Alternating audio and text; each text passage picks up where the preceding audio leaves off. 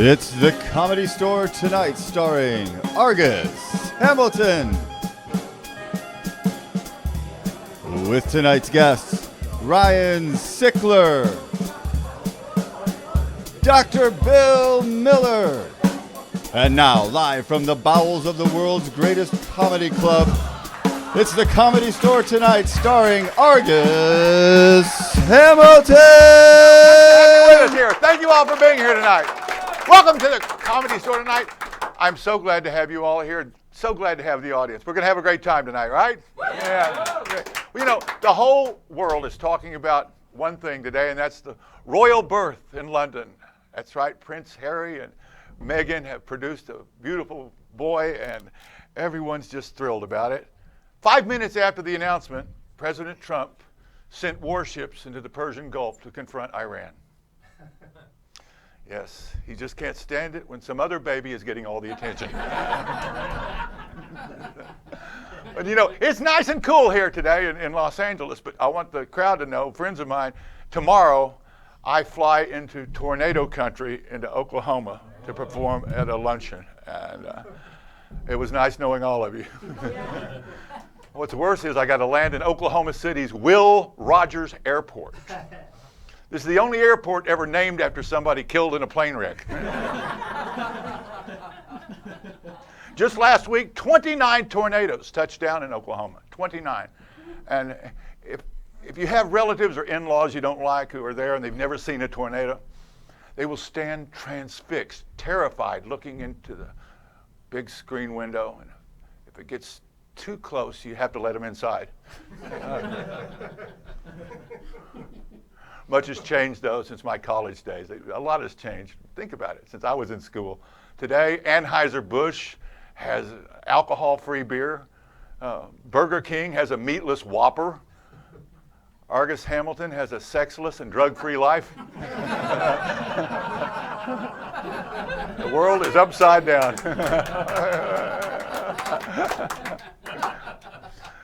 The weather's crazy around the globe.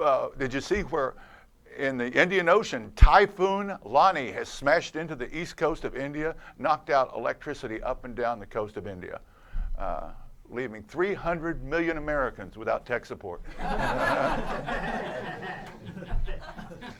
Here in West Hollywood, of course, we're having a building boom. Tremendous amount of people moving into this town. They're building these apartments faster than you know, and they're making these apartments way too close to each other. You know, from all the noises I hear whenever my neighbor is, you know, watching TV, I never know if it's women's tennis or porn.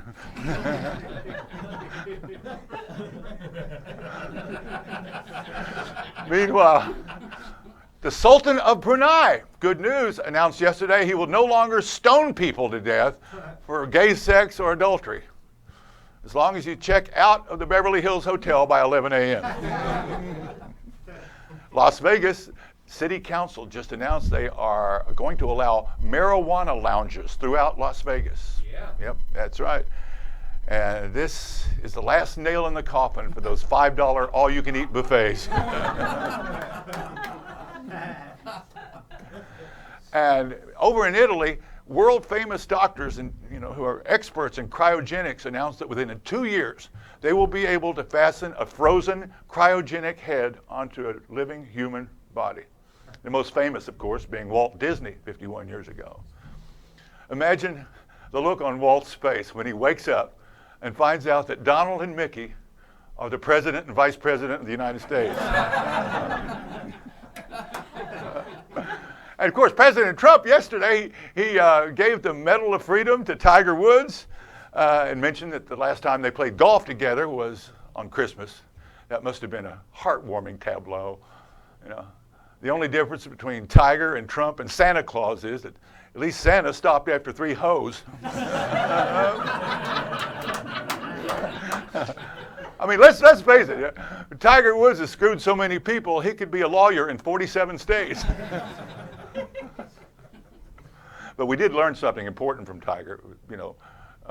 Whenever you want to save a man's life, you used to have to know CPR or the Heimlich maneuver.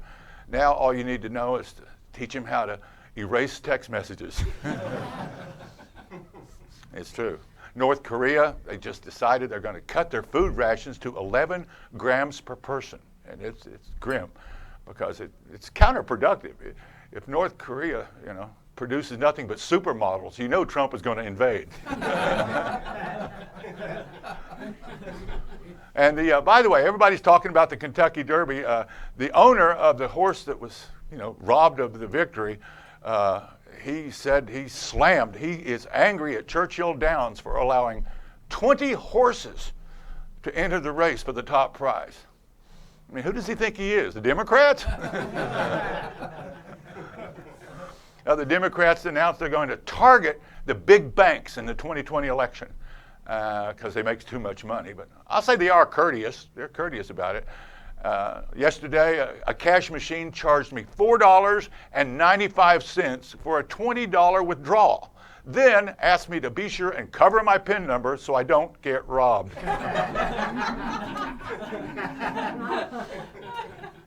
Joe Biden is doing much better in the race this last week ever since his aides installed an app in his phone that plays the theme music to Jaws whenever he approaches a woman from behind. Bernie Sanders, of course, he had a great performance, I guess, 2 nights ago at University of Nevada, Las Vegas. Bernie Sanders is the only 78-year-old man in America who can get college girls to point and scream at him without standing in a police lineup. See, the difference between Bernie and Trump is Bernie grabs women by the policy.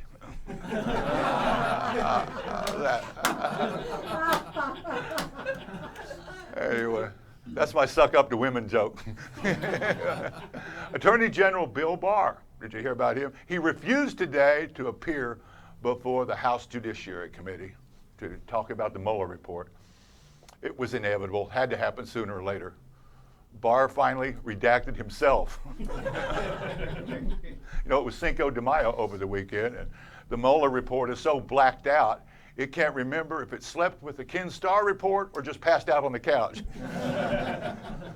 Marine biologists off the coast of England. Well, they discovered that all the shrimp off the coast of England is laced with cocaine. Yeah, that's right. Yeah, reaction was swift. The Beverly Hilton immediately added powdered shrimp to its room service menu 24 hours a day. Just the whole idea of cocaine-laced shrimp on the ocean floor completely changes the movie Jaws for me. He's no longer a shark. He's Scarface of the sea. Say hello to my little fin. We've got a fantastic show tonight. We've got you aboard. We've got a great crowd. Let's have fun, you all. I'm Argus Hamilton. We got Bill Miller. We've got Ryan Sickler. We're going to have a ball. Thank you very much. Glad to have you here. Good to have you. Am I taking this out? And it is a real pleasure to bring to the stage right now our first guest. He has 2 widely known and enjoyed podcasts.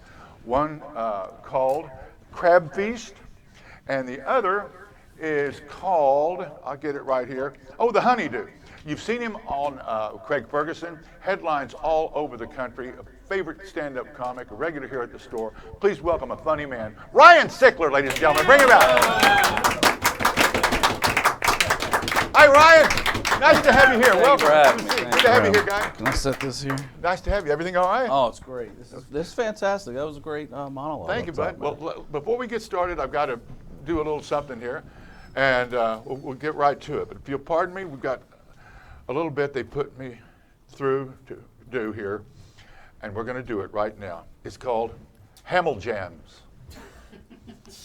Hey, viewers of the show, if you know me, and you know I know you do, you know I love 2 things in life: women and women, and love. And that is why I have created a compilation album exclusively of love songs for ladies who are into ladies, covered by yours truly and his skilled as hell band, Argus and the Hamiltones. It gets longer. Containing such powerhouse love songs as the top 20 hit, I Was a Fool by Canadian lesbian pop sensation Tegan and Sara. And who can forget 2014 Juno Single of the Year, Closer, by that mega talented sapphic power duo of Tegan and Sara. And it wasn't enough. Wait until you hear my rendition of 2007, Back in Your Hand, by that north of the border genius team of comfortable shoes, Tegan and Sara. Order now, and you will receive a second disc containing my extended jam session, recorded live at the largest and most famous lesbian queer girl party music festival in the world. Last year's Club Skirts Dinah Shore weekend in Palm Springs, California, with special guests Trey Anastasio, formerly of Fish.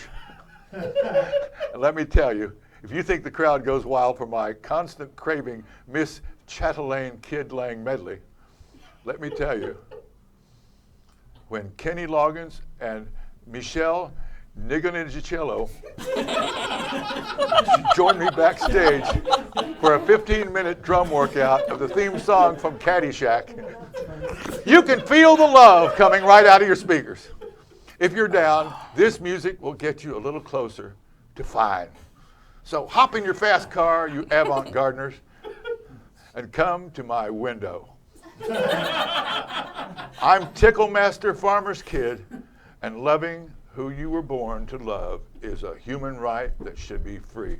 But my album will run you $20.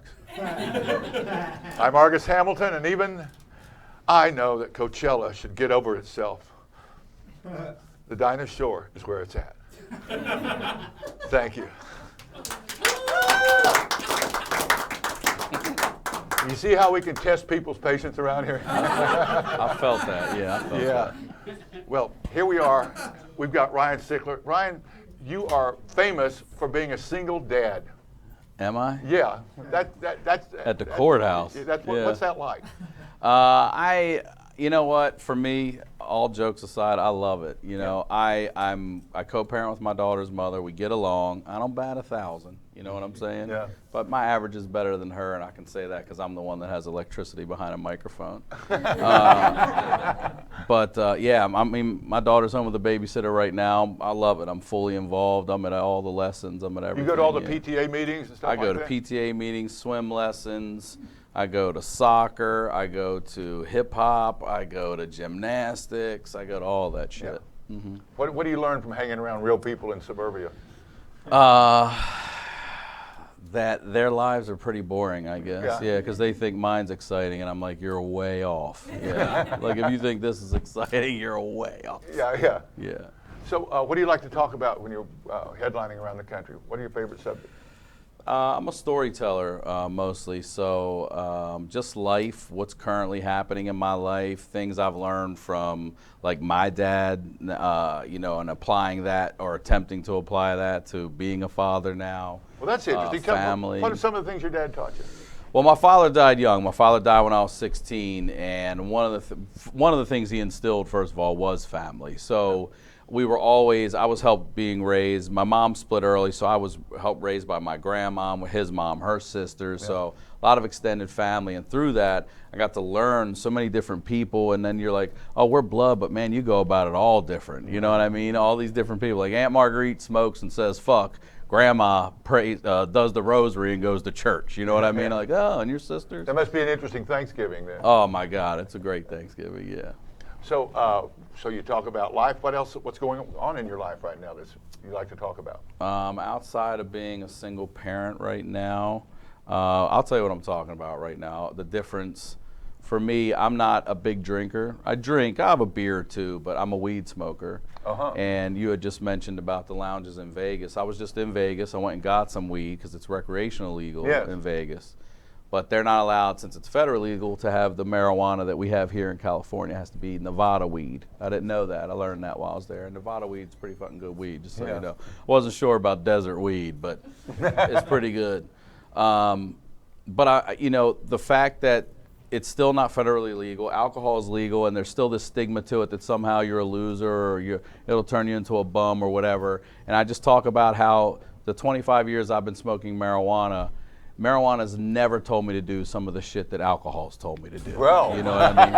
Like marijuana never one time has ever said to me at any point, just go ahead and piss yourself right here. It's fine. You know, weed doesn't do that. Yeah. Weed's the good guy. Weed's the voice of reason. You know, weed will have your back. We will put you in check. I had to go meet my daughter's mother's new boyfriend. Yeah. All right. And this dude's a cop. All right, a chip. Oh, no. He's a chip. I had to go meet Punch. And a couple friends were like, you should do a shot or have a beer before you go over there. I was like, I'm not taking alcohol over there to meet that guy. Like, I want to be the best representation of myself. I don't want to just make myself look good.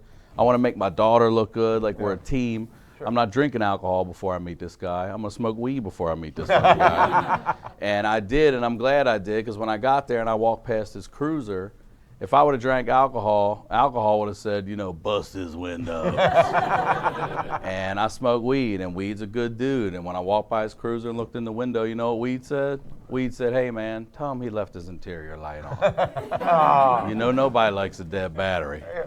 That's all our tax dollars at work. And I was like, you're right, that is all our tax dollars at work. I guess I'm going to have to tell him, weed. And could he tell you were stoned?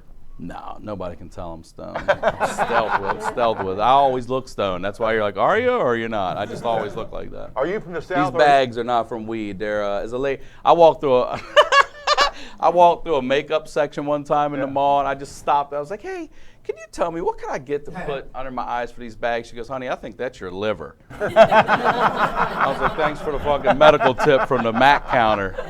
Appreciate that. Oh my God. So. Or do you have a Southern accent, or are you stoned right now? Here's the thing. I have to say, yes, I have one, but growing up, I thought I sounded like everybody sounded. It wasn't until I moved here that I realized I had a Southern accent, and I've been here almost 20 years. I still get it 2-3 times a week, and all the people I know from Maryland sound like I sound. Right. So, and even they say, yeah, they've moved away, like, yeah, people think we have a Southern accent. Yeah. So I guess it's that little pocket of the Mid-Atlantic. Plus there's like an area in Indiana that has Southern accent, like near Kentucky. Copperhead area, Virginia has a little bit of a Southern accent, like Northern Virginia has one. It was part of the Virginia diaspora. It's that Appalachian. Went straight across to Missouri from Virginia. That was that diaspora. That's where they get it from. We're right there below the Mason-Dixon. Right. You know, Maryland fought in North and South. Yeah, that's right. History for you. Antietam, man. That's right, Antietam. Yeah. That was a bloody one. By Gettysburg, we used to go by Gettysburg because they used to say it was haunted. So we go up at midnight and drive the battlefields with our headlights off and stuff. Wow. Yeah, it was pretty fun. Did you ever see any ghosts there? No, we just were scared you're just scared the whole time. You know what I mean? You're just scared the whole fucking time. 25,000 men died killing each other there. And you're going, oh, man. Mm-hmm. God. We used to, we used to go, one of the things we would like to do, we would get bored like everyone does. So we would drive at like 2 in the morning and we'd go down to Baltimore City and we go into these old graveyards, you know, and there you've got people buried in the 1800s. You don't see a lot of that out here on the West Coast because the East Coast is older. So you got these old graves, and there's one, I'm sure every cemetery has it, but this one for us was called Black Aggie, and she was a big black angel of death that was a supposed statue in this cemetery. And if you sat in her lap and you said her name 3 times, the room, you know, the lore was that you would die because kids were found dead at her feet all the time, probably from alcohol and not weed. So we drive down in the middle of the night, and there's like 5 of us, and we are just, you know, the whole time we are huddled together like the Scooby-Doo crew, and but we're scared to death, and we're creeping in, and then you just see it in the full moon. You can see it lit up, and you're like, oh my God. And my friend goes to sit in the thing, and he sits down, and he says it once, and then this big boom hits, and we get up, and we're sprinting and screaming. Lights are coming on. We are tearing ass through this fucking cemetery. And all it was a friend of ours threw a rock and hit it, and that was all it took. All it took was one little bah, and we were fucking out of there. That was scary. So was Baltimore much like Scary, The Wire? Very scary. It's a scary city. Yeah, it is.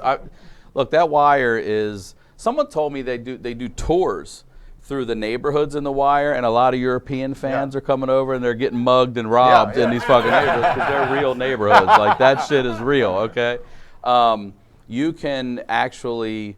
if you watch that show and they tell you there's a place on there and they tell you, oh, you take the, the JFX over to 95, you will get there like that. It's all legit. And everything was so eye-opening from, the season 1, the parallel of, the young drug kids all the way to the top, and then the police, the low street guys all the way to the top. I watch The Wire every 2 years like it's a family reunion. Yeah, it's great. I love it. I just watched it. Because in a way it is. First season's not even in HD. That's how far it goes back. You forget that. Yeah. It was like life before social media. And they were just using flip phones to communicate. But I know when President Obama, when he was running for president, he said that was his favorite series. And that's when I knew I could get along with him. He's just down the damn street. He should have helped out. Absolutely. So where do you head next in your career? What's going on next for you?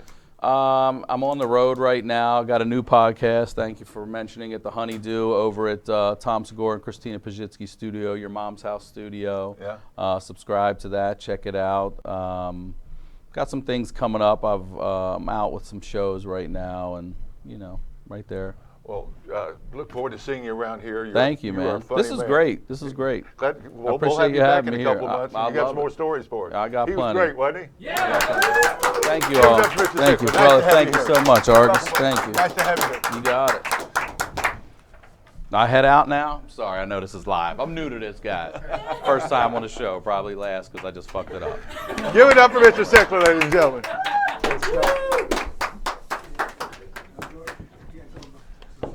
Well, coming to the stage right now, to our show. Thank you. Are you folks ready for another great comic? Well, I'm telling you, this guy and I go way back. We started out together back when the world was young.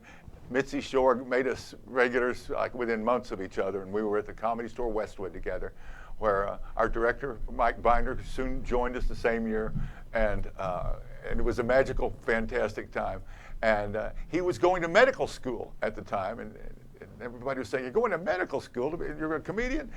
He's one of the guys that did not drop out of medical school. He went on through, became a doctor, and is an emergency room doctor in Chicago, of all places. If you don't think you think you're busy. And of course, he headlines clubs all over Illinois and the Chicago area. Ladies and gentlemen, my buddy, Dr. Bill Miller, ladies and gentlemen. Good to see you, Bill.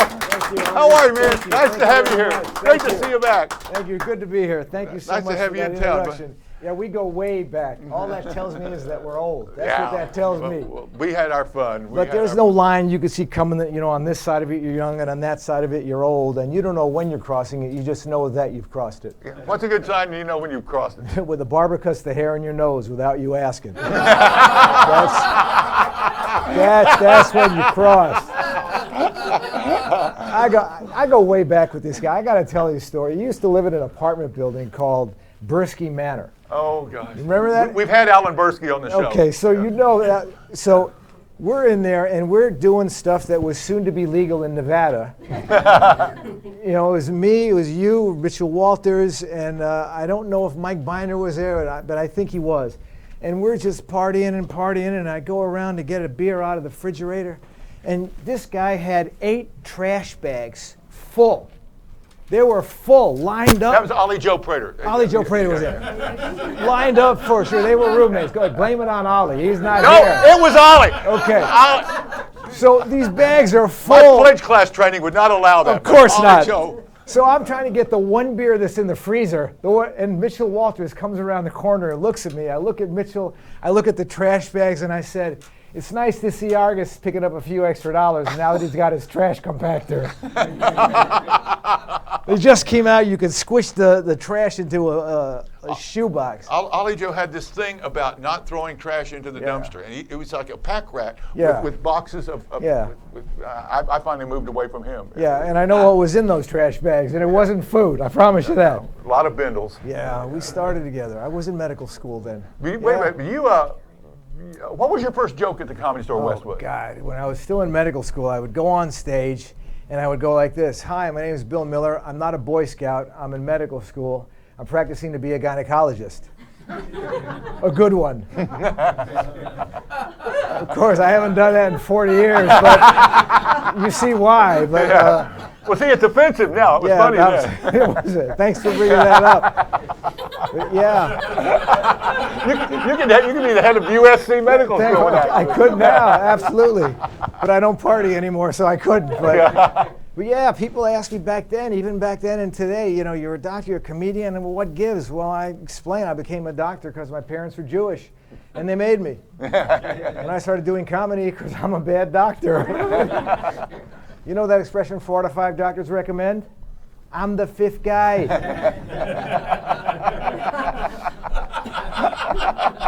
And I'm going to tell you some things about being a doctor that you haven't heard before and you may not like. Yeah. We don't like to touch a lot of you. You look around, who's he talking about? Yeah, it's obvious. Chances are if you don't want to touch him, we don't want to touch him either. And like if you're at a public place and they say, is there a doctor in the house? Yeah. We shut up. We don't want to get involved. That's especially true on a plane. I was flying a while back, coming back from a week's worth of comedy in Texas. I'm flying back to Chicago. I just wanted to sleep. And Monday morning, I hear on the intercom, as soon as it took off, if there's a doctor on the flight, please identify yourself by pushing the flight attendant light. I went, shit. So I waited a couple of minutes to make sure there wasn't another doctor on the flight, which is the right thing to do. And so I pushed the button, flight attendant comes up, she goes, you're a doctor? I said, yeah, I'm the 5th guy, but I'm a doctor. She goes, come with me, you'll do. Honest to God, we go through first class into the cockpit. Oh. The co-pilot's having a heart attack. Oh, now, it was a big plane, but you waited 2 minutes. I waited well, I didn't know what was going on. I thought some guy's choking on their free hors d'oeuvres in first class. I wasn't ready to do the Heimlich maneuver, so I waited. So I'm looking, my head is here, and the pilot's here, and the co-pilot's here. And it's a small cockpit, and I look at the pilot, and the co-pilot's all sweaty and clutching his chest. I mean, classic signs of a heart attack. Yeah. So I said to the pilot, we got to land. And he said, okay. And then I thought, that's power. You put this down. You put this bitch down. Oh, I was feeling good. I grabbed the microphone. I said, this is the doctor. We'll be landing in El Paso and free drinks for everybody.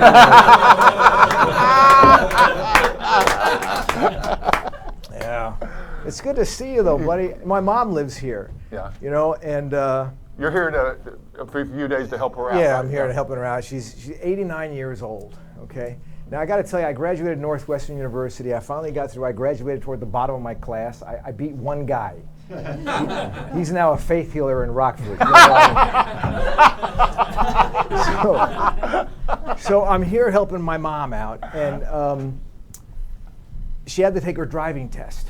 She's 89 years old. God bless her. She asked. Now in California here, if you pass the written, you're good. They give you they give the license. So she goes, Bill, come on, take the test for me. I said, Ma, I can't. They got cameras all over this place. You can't. So she goes in. There's 18 questions. You gotta get 15 right. You can only miss 3. She misses 10 questions. She's despondent. We go home. We look at what she missed. First of all, she missed every road sign. Woman's driving 40 years without knowing what a yield sign is. I mean, and then she missed the railroad crossing. I said, Mom, it's a railroad. She goes, I can hear the train. What do I have to know the sign? And then there was one more question, and it said, multiple choice, when is it okay to leave a child unattended in the car?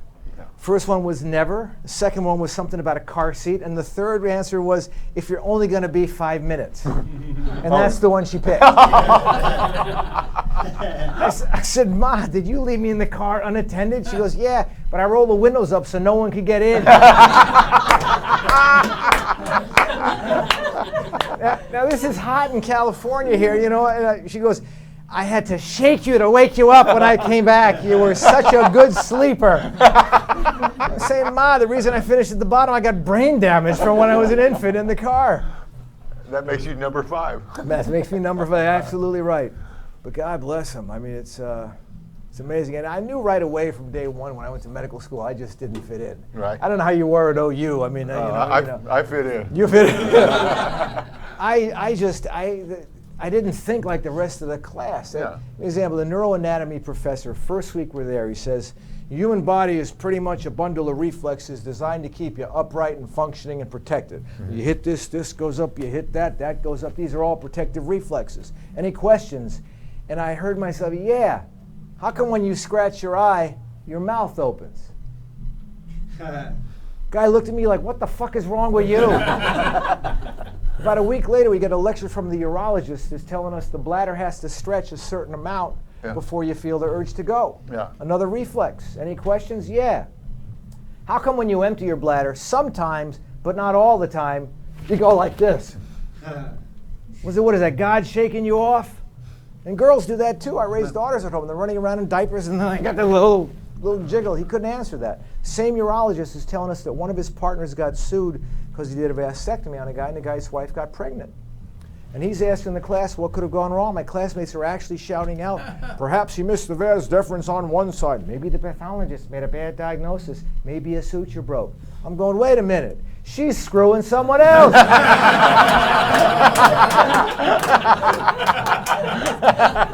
Why do you got to blame the doctor?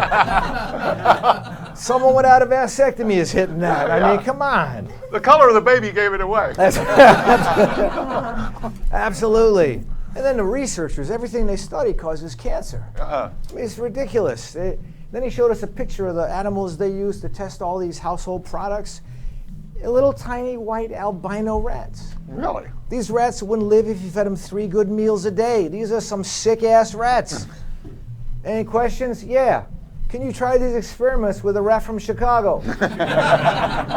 Go in an alley behind any restaurant, get a 3-foot-long, sewer-bred, streetwise, disease-carrying rat. Yeah. Shit, give him the address. He'll find the place himself. Oh, it's terrible. Do you work the emergency room in Chicago? I do work the emergency room. What's that like? Because Chicago gets all the publicity for all the gunshots. Well, I got to be honest. I don't work in a gunshot. I work in a small hospital. We see like 12 patients in a 24-hour period, and I'm good with it. I don't want anyone to come in. I don't want to touch anyone. I don't want anyone to cough on me. I just don't like sick people. I don't. This is the north side of Chicago, I believe. Oh, God, northwest suburbs. It's terrible. Attaboy. But we have some interesting patients come in. I mean, as long as I don't use any names, it's a HIPAA violation, but I can tell you. A lady came in, a 72-year-old lady. Yeah. She had a chronically dislocating shoulder, Yeah. which means her shoulder popped out of socket every now and again.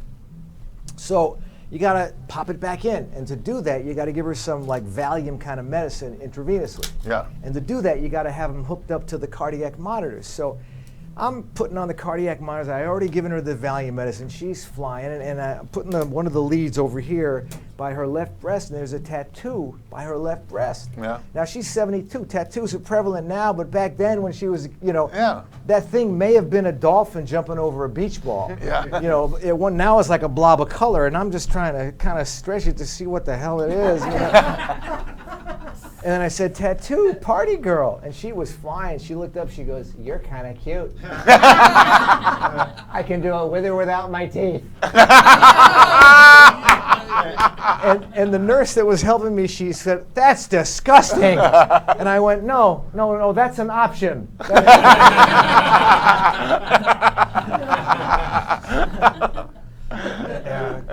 Crazy patients. Oh, man. Oh, Bill, it's so fantastic to see you, man. Yeah, it's good to see you. We really go back night after night after night. We grew together as stand-up comics Yeah. and as friends. Yeah. And I know this is, of course, the Comedy Store and the Shore family. And you were very close to the late, great Sandy Shore, who was Mitzi's late daughter. She was great. And we buried her in October, and I had you in my thoughts when we were at the ceremony because I knew you all were so close. No, we never got married. I went another way. I got married, got divorced. That's a whole other thing. It's divorce. Oh, it's terrible. Really? Oh, God, yeah. You kidding me? Dating at my age is like going to Ralph's late at night looking for produce. Are you kidding me? All that's left is some bruised bananas, some squished ass grapes, grapes rolling around the bin, not even on the vine anymore. Shit, they're halfway to raisins. You kidding me? I mean, and it's tough, and I got to pay alimony. Oh God, I don't know if you ever had to do this. It's No. So I worked in the shift. I paid hush money, but never alimony. It's the same thing. It's exactly the same thing. Only one's legal. In my hospital, you got to keep your hours up to keep your license, and I need the income. So, so I'm reading this article about there's a shortage nationwide of organ donors for transplants. Right. So I'm reading this article, and I'm thinking, all right, if I got brain dead, if I was in an accident or something, God forbid, I would give someone my organs, let them have a second chance in life. And then I'm reading down in the article and I realized that they're transplanting faces. Ooh. And I'm thinking, I don't know if I want anyone to have my face. Right? And then I thought about it and I said, okay, I'll do it on one condition. Yeah. The guy that gets my face, every Wednesday at 4:30 has to knock on my ex-wife's door. I'm still here. I'll come back next Wednesday. Dr. Bill Miller, ladies and gentlemen, my buddy. Fantastic, buddy. Great. All right. That was Dr. Bill Miller. And what we do now is to be determined. I will say that right now we are cutting to commercial, or what? What do we do now? We didn't have anything scheduled for this. Say goodnight? Okay, got it. All right. What we're going to do is, with this highly organized person run here, is first of all, I want to thank the studio audience for a terrific time tonight. Did you have a good time? We really enjoyed you. And give Mr. Sickler a big round of applause. He was fantastic. And Dr. Bill Miller, ladies and gentlemen, my buddy. You know, also, of course, two things before we sign off. We, again, thank the great Mitzi Shore for all of this for us. Amen. And one of our producers on the show, it's her 25th birthday. Give it up for Gwen Holst, ladies and gentlemen. Fantastic. We love you, Gwen. We love you. And the lady who produces me every single day of my life and keeps me in shape for this show. I'm telling you, I good to be ready for you all every single Tuesday. Give it up for Lauren Taines, ladies and gentlemen. Thank you so much, ladies. Thank you so much.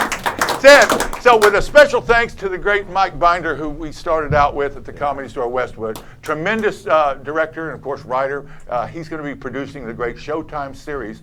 He's doing it right now, shooting it for next fall. That's already been picked up about the history of the Comedy Store. It's going to be one of the landmark series on stand-up comedy ever made, with Mike's special touch. Of course, he's a well-known director of both at Disney, a writer and director at Showtime with Billions and all the great shows. He's been there, and he's one of the proudest alums we have at the Comedy Store. Mike Binder's going to be taking this show and helping us get to the next level. And you're going to say you were here on the night of our pilot effort to get this thing rolling to the next level. I'm Argus Hamilton. This has been Argus Hamilton's Comedy Store Tonight, and I love you kids. Thank you very much for showing up. Yeah, man, you were great. Great. You were great. I am so glad to see you, buddy. Next time you're in town, you got to come to Sundown.